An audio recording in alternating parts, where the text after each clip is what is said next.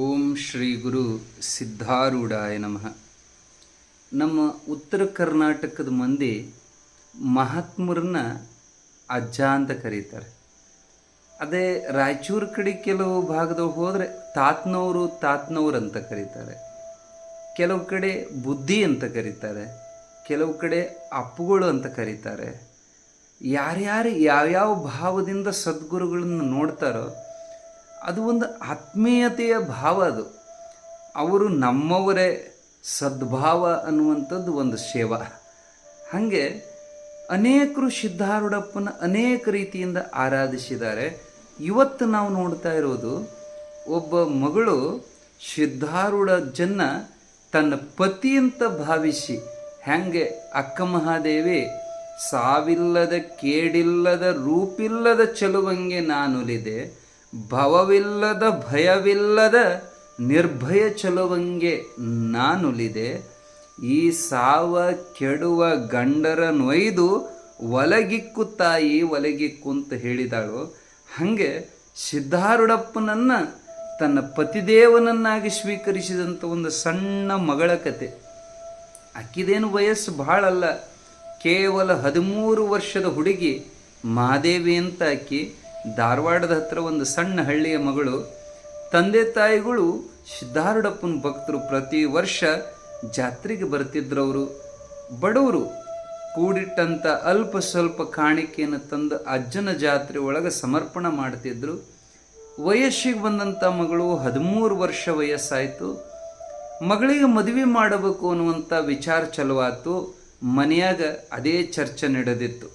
ಅವಾಗ ಆ ಹೆಂಡತಿ ಹೇಳ್ತಾಳೆ, ಅವಸರ ಏನೈತಿ, ಸ್ವಲ್ಪ ತಡೀರಿ, ಅಜ್ಜನ ಜಾತ್ರೆ ಸಮೀಪ ಬಂದೈತಿ, ಸಿದ್ಧಾರೂಢಪ್ಪನ ಕಡೆಗೆ ಹೋಗೋಣ, ಅಜ್ಜೋರ ಆಶೀರ್ವಾದ ತಗೊಂಡು ಬಂದ್ರೆ ಚಲೋ ಅಳಿಯ ಸಿಗ್ತಾನ ಅಂತ ಹೇಳಿ ಸಮಾಧಾನ ಮಾಡಿ ಗಂಡ ಹೆಂಡತಿ ಆ ಮಗಳು ಕರ್ಕೊಂಡು ಸಿದ್ಧಾರೂಢ ಜಾತ್ರೆಗೆ ಬಂದ್ರಂತ. ವೈಭವದ ಜಾತ್ರೆ 7 ದಿನದ ಸಡಗರದೊಳಗೆ ಸಿದ್ಧಾರೂಢಪ್ಪನ ಕಣ್ಣು ತುಂಬಿಕೊಂಡ್ಲು ಆ ಮಗಳು ಮಹಾದೇವಿ. ಆಕಿಗೆ ಸಿದ್ಧಾರೂಢಪ್ಪ ಇಷ್ಟು ಸುಂದರ ಕಾಣ್ತಿದ್ದಂದ್ರೆ ಇವನೇ ನನ್ನ ಪಾಲಿನ ಪತಿದೇವರು ಅಂತ ಆಕಿ ಮನಸ್ಸಿನೊಳಗೆ ಭಾವನೆ ಮಾಡಕತ್ಲು. ಈ ಲೋಕದ ಗಂಡುಗಳು ಹೆಂಗದಾರಪ್ಪ ಅಂದ್ರೆ ದುಃಖಿಗಳದಾರ. ದುಃಖಿಗಳು ನನಗೇನು ಸುಖ ಕೊಡ್ತಾರ, ನಿಜವಾದ ಅಚ್ಚಳಿಯದ ಸುಖವಂತ ಅಂದ್ರೆ ಸಿದ್ಧಾರೂಢಪ್ಪ. ಇವನನ್ನು ನಾ ಗಂಡನ ಮಾಡಿಕೊಂಡೆ ಅಂದ್ರೆ ನನ್ನ ಜೀವನದೊಳಗೆ ಪರಮಾನಂದ ನನಗೆ ಲಭಿಸ್ತತಿ ಅಂತ ಆ ಸಣ್ಣ ವಯಸ್ಸಿನ ಮಗಳ ಒಳಗೆ ದೊಡ್ಡ ಭಾವನೆ ಪ್ರಾರಂಭ ಆಯಿತು. ಯಾಕಂದ್ರೆ ಇದು ಒಂದು ಜನ್ಮದ ಸಾಧನೆ ಮಾಡಿದಕ್ಕಲ್ಲ, ಹಿಂದಿನ 7 ಜನ್ಮದೊಳಗೆ ಪಾರಮಾರ್ಥ ಸಾಧಿಸಿದ ಹೆಣ್ಮಗಳಿದ್ಲು. ಆ ಪುಣ್ಯದ ಬಲದಿಂದ ಆಕೆ ಮಾನಸಿಕವಾಗಿ ಸಿದ್ಧಾರೂಢಪ್ಪನ ಲಗ್ನ ಆದ್ಲು. ಎಲ್ಲ 7 ದಿನದ ಸಪ್ತಾಹ ಮುಗೀತು. ಎಲ್ಲ ಅವ್ರವ್ರ ಊರಿಗೆ ಹೊಳ್ಳಿ ಹೋಗೋ ಮುಂದೆ ಈ ತಂದೆ ತಾಯಿ ಆ ಮಗಳನ್ನ ಕರೆದ್ರು, ಬಾರುವ ಇನ್ನ ಹೋಗೋಣ ಊರಿಗೆ, ಹುಡುಗಿ ಸೇವಾ ಮಾಡಕತ್ತಿತ್ತಲ್ಲ ಮಠದಾಗ ಅಡುಗೆ ಮನೆಯಾಗ, ಬಾ ಹೋಗೋಣ ಇನ್ನ ಊರಿಗೆ ಅಂದ ಕೂಡಲೇ ಹುಡುಗಿ ಅಂತಾಳ, ಯಾವ ಊರಿಗೆ, ಇದ ನಂದು ಊರು. ಹುಚ್ಚಿಗೆ ಛತ್ತೈತ ನನಗೆ, ಮಠದಾಗ ಯಾಕೆ, ಇದು ನಿನ್ನ ಊರು, ನಮ್ಮೂರಿಗೆ ಹೋಗೋಣ ಬಾ ಅಂದ ಕೂಡಲೇ, ಇಲ್ಲ ನಾನು ನಿಮ್ಮೂರಿಗೆ ಬರಂಗಿಲ್ಲ, ಲಗ್ನ ಆದ್ಮೇಲೆ ಗಂಡನ ಮನೆಯಾಗ ಇರ್ಬೇಕು ಹೆಣ್ಮಗಳು. ಇವ್ರು ಗಾಬರಿ ಆದ್ರೆ ನಿನಗೆಲ್ಲ ಲಗ್ನ ಆಗೈತೆ ಅಂದರು. ಹೌದು, ನಾನು ಮಾನಸಿಕವಾಗಿ ಸಿದ್ಧಾರೂಢಪ್ಪನ ಲಗ್ನ ಆಗಿದ್ದೀನಿ, ನಾನು ಇಲ್ಲೇ ಇರಕ್ಕೆ ನನ್ನ ಗಂಡನ ಸೇವಾ ಮಾಡೋಕ್ಕಂತ. ಸಿದ್ಧಾರೂಢಪ್ಪಗೆ 90 ವಯಸ್ಸು, ಹುಡುಗಿಗೆ 13 ವಯಸ್ಸು. ನಾನು ಅಜ್ಜನ ಲಗ್ನ ಆಗೇನಂತ ಅನ್ನಕತ್ತಾಳ. ಈ ಹುಡುಗಿಗೆ ಹುಚ್ಚು ಹಿಡ್ದತ್ತೆ ಅಂದ್ರೆ ಗಾಬರಿ ಆದರು. ಕರ್ಕೊಂಡು ಹೋದ್ರು, ಎಳ್ಕೊಂಡು ಹೋದರು. ಸಿದ್ಧಾರೂಢರ ಕಡೆಗೆ, ಅಪ್ಪ ನಮ್ಮ ಹುಡುಗಿ ಯಾಕೆ ಹುಚ್ಚು ಹಿಡ್ದಂಗೆ ಮಾಡಕತ್ತೈತ್ರಿ, ನೀವರ ಬುದ್ಧಿ ಹೇಳ್ರಿ ಅಪ್ಪ, ನಿನ್ನ ಲಗ್ನಾಗೇನಂತ ಕುಂತಾಳಿಕೆ ಅಂದ ಕೂಡಲೇ ಸಿದ್ಧಾರೂಢರು ಅಂತರಂಗದೊಳಗೆ ನೋಡಿದ್ರು. ಆಕೆ ಹೃದಯ ಪಕ್ವಾಗಿತ್ತು, ಮನಸ್ಸನ್ನು ಭಗವಂತನಲ್ಲಿ ಲೀನ ಮಾಡಿದ್ಲು, ಸಮರ್ಪಿತಳಾಗಿದ್ಲು. ಆದರೂ ಪರೀಕ್ಷೆ ಮಾಡೋ ದಿಶೆಯಿಂದ ಸಿದ್ಧಾರೂಢರು ಅಂದ್ರಂತ, ಈಗ ಹಿಂಗೆ ಮಾಡ್ರಿ, ಒಂದು 15 ದಿನ ನೀವು ಇಲ್ಲೇ ಇರ್ರಿ, ಆಕೆ ಮನಸ್ಸು ತಿಳಿ ಆತಂದ್ರೆ, ಸಮಾಧಾನ ಆತಂದ್ರೆ ಆಮೇಲೆ ಕರ್ಕೊಂಡು ಹೋಗುವಂತ್ರಿ, ಇರ್ರಿ ಅಂತ 3 ಮಂದಿನ ಇಟ್ಟುಕೊಂಡ್ರು ಮಠದಾಗ. 15 ದಿನ ಕಳೆದು ಅಜ್ಜ ಹೇಳ್ದಂಗೆ ಮನಸ್ಸೇನರ ಬದಲಿ ಆಗೈತಿ ಅಂಬಲ್ ಅಂತ ಹೇಳಿ ಆ ಅಪ್ಪ ಅಮ್ಮ, ಬಾರ್ವ ಇನ್ನ 8 ದಿನ ಇರೋದು, ಊರಾಗ ಕೆಲಸ ಭಾಳ ಬಿದ್ದಾವ, ಊರಿಗೆ ಹೋಗೋ ನಡಿ ಅಂತ ಹೇಳಿ ಕರ್ಕೊಂಡು ಹೊಂಟರು. ಕರ್ಕೊಂಡು ಹೋಗಕ್ಕೆ ಹೊಟ್ರೆ ಆಕೆ ಹುಡುಗಿ ಅಳಾಕ್ ಹತ್ಲು, ನಮ್ಮ ಅಜ್ಜನ ಬಿಟ್ಟು ನಾನು ಬರಂಗಿಲ್ಲ, ನನ್ನ ಪತಿದೇವ ಇದ್ದಲ್ಲೇ ನನಗೆ ಕೈಲಾಸನ, ಇದೇ ನನ್ನ ಊರು ಅಂತ ಆಕೆ ಹಠ ಮಾಡೋದು ನೋಡಿ ಸಿದ್ಧಾರೂಢ ಹತ್ರ ಎಳ್ಕೊಂಡು ಬಂದ್ರಂತ. ಅಜ್ಜೋರಂದ್ರು, ಮಾದೇವಿ ಹಂಗೆ ಹಠ ಮಾಡಬಾರ್ದವ, ಅಪ್ಪ ಅಮ್ಮನ ಮಾತು ಮೀರಬಾರದು ಅಂದರು. ಅಲ್ಲಪ್ಪ ನೀ ಏನು ಮಾತಾಡ್ತಿ, ನಿನ್ನನ್ನು ನಾ ಲಗ್ನ ಆದಮೇಲೆ ನಿನ್ನ ಬಿಟ್ಟು ಹೋಗೋ ಮಾತೇ ಇಲ್ಲ ಅಂದ್ಲಕ್ಕಿ ಮಾದೇವಿ. ಅವಾಗ ಅಜ್ಜೋರು ನಸುನಕ್ಕೆ ಹೇಳ್ತಾರೆ, ಆಯ್ತು ಹಂಗಾದ್ರೆ ನಾನು ನಿನ್ನ ಕೂಡ ನಿಮ್ಮ ಊರಿಗೆ ಬಂದೆ ಅಂದ್ರೆ ನೀವು ಹೋಗಿಯೇನೋ ನಿಮ್ಮ ಊರಿಗೆ ಅಂತ.